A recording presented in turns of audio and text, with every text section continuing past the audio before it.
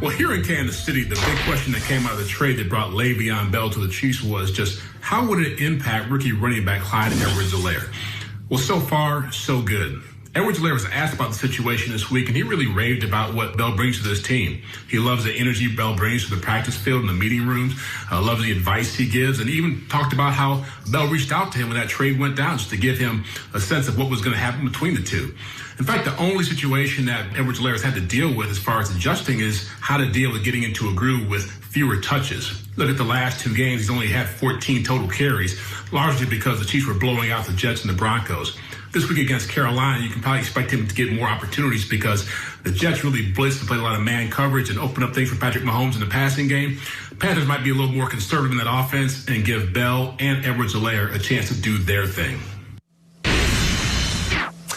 All right, D-Hall, you heard me say we're heavy, so quickly, give me what you got.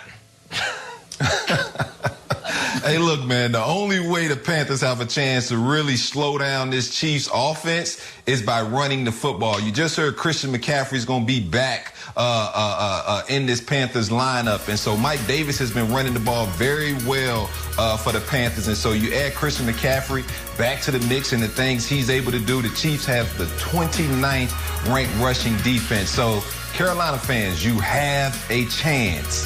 Very slim one, but you got one. You do have a chance, and, you know, a lot of people are saying, well, now you got to take Mike Davis off the field because McCaffrey's back. No, you don't. They had them both on the field before McCaffrey got hurt, and now they can do a little bit more because they know what Davis can do. So that's the challenge for Steve Spagnuolo and the Chiefs defense, which has done a really good job this year and doing a better job of disguising and being on the same page, all that good stuff. This is a fascinating matchup to me, a really good offense against a really good defense. I'm going to be watching that on Sunday. Thank you, D. Hall. All right. The Panthers average just 22 points per game without McCaffrey, bottom third in the league. That's bottom third in the league anymore? This is crazy. Anyway,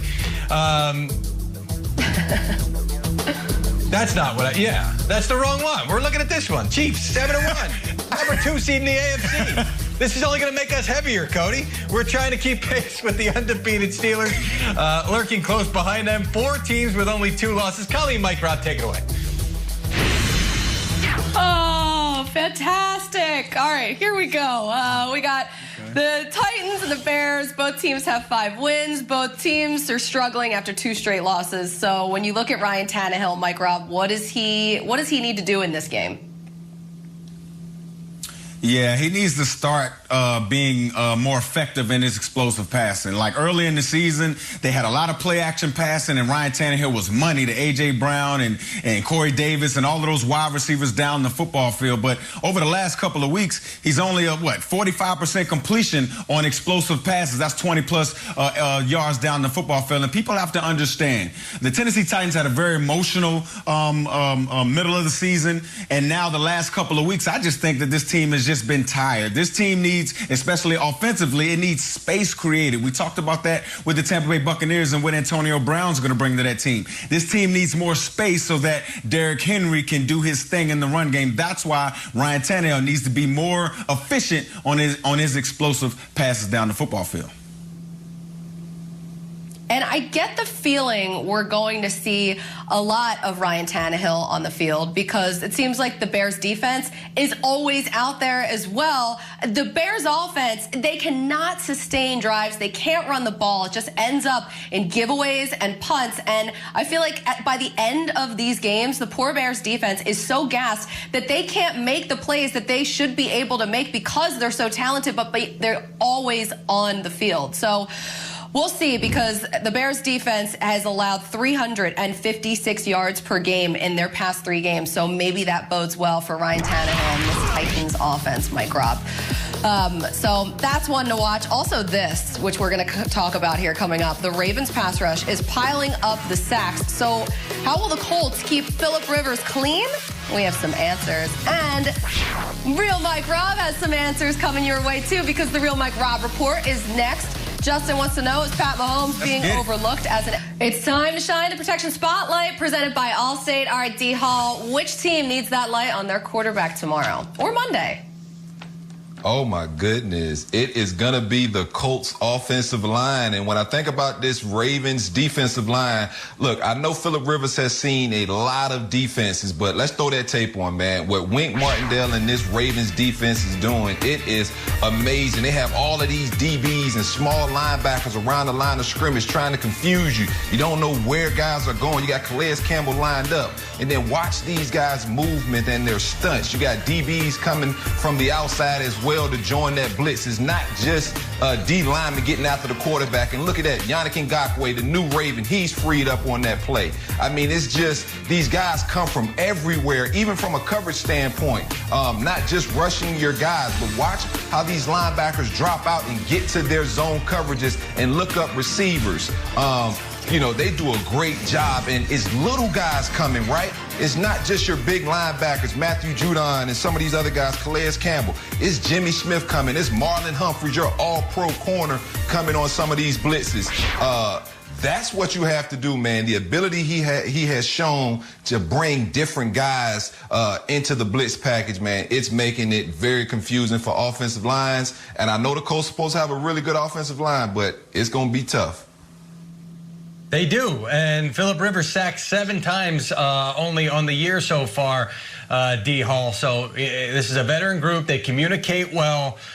Quentin Nelson's there just knocking people's heads off because that's what he does. So I think this is going to be a really good matchup and one that the Colts should feel pretty good about. So that's what I'll be watching in this one, Colleen. Protection Spotlight. The Colts, they've allowed the fewest sacks in the entire league, which is pretty impressive considering Phillip Rivers isn't exactly the most mobile quarterback. All right, I missed that right over my head. Hey, that was the Protection Spotlight presented by Allstate. Now let's take another light and shine it on Mike Robb. We got to come out fighting everything we got. It don't matter who over there. It don't matter because you know what? We fast, physical, and we going to hit him in the mouth every single play. Play fake. Wilson's going to dump it off in the flat to Michael Robinson. Wide open. Touchdown, Seahawks. Let's go. They don't get nothing else. They don't get nothing else. I'm here all day. Buckle your chin strap. Buckle those chin straps. I said scraps. I took it back to way back in the day. Hey, look, welcome to the Real Mike Robb Report, where every week I answer your questions right here on Good Morning Football Weekend on live television. Get at me, guys. Make sure to use the hashtag Real Mike Robb Report. Let's go, Cody. Okay, first question. Is Pat Mahomes being overlooked as an MVP candidate?